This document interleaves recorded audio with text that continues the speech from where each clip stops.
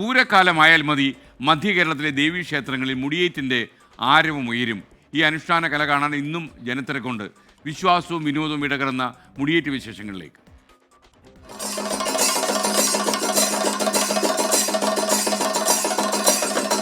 മുഖത്ത് ചുട്ടിയും കയ്യിൽ ഉടവാളുമേന്തി സാക്ഷാൽ ഭദ്രകാളി ഇപ്പോഴും അവതരിക്കുന്നു മധ്യ കേരളത്തിലെ പൂരപ്പറമ്പുകളിൽ മുടിയേറ്റിലൂടെ.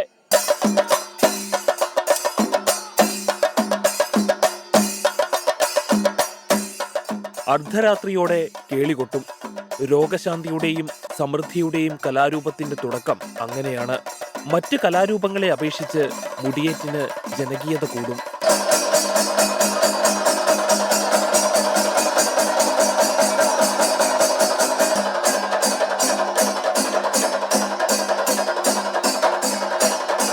വടക്കൻ കേരളത്തിന് തെയ്യം പോലെ മധ്യ കേരളത്തിന്റെ അടയാളമാണ് മുടിയേറ്റ്. 1000-ലധികം തവണ കാളിവേഷങ്ങൾ അണിഞ്ഞ അനുഭവ സമ്പത്തോടെയാണ് കീഴിലെ ഉണ്ണികൃഷ്ണനും സംഘവും ഓരോ മുടിയേറ്റിനും മുഖത്തെഴുതുന്നത്.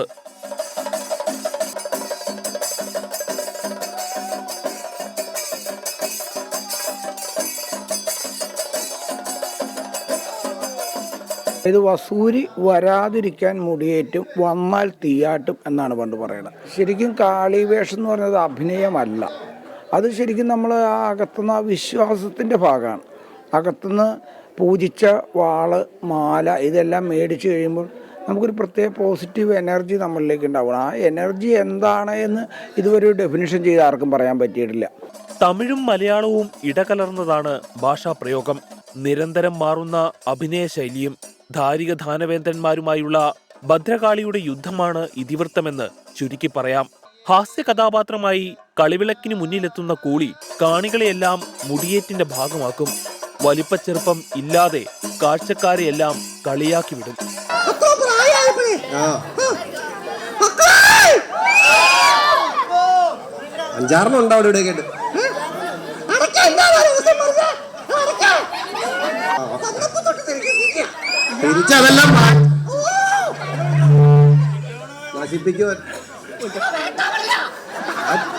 ചമയത്തിന്റെയും ആടയാഭരണങ്ങളുടെയും വർണ്ണങ്ങൾക്കപ്പുറം ഭക്തിയുടെ ആവിഷ്കാരമാണ് മുടിയേറ്റിലെമ്പാടും.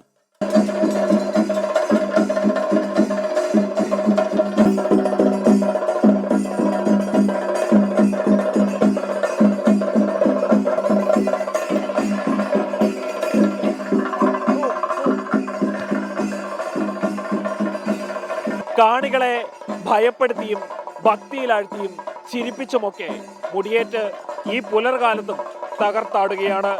നമ്മുടെ നാടോടി പാരമ്പര്യത്തിന്റെ അഭിമാനമായി. ക്യാമറമാൻ എ സബീത്തിനും സാരഥി ഹസീബിനുമൊപ്പം അമൽ സുരേന്ദ്രൻ, 24 കൊച്ചി.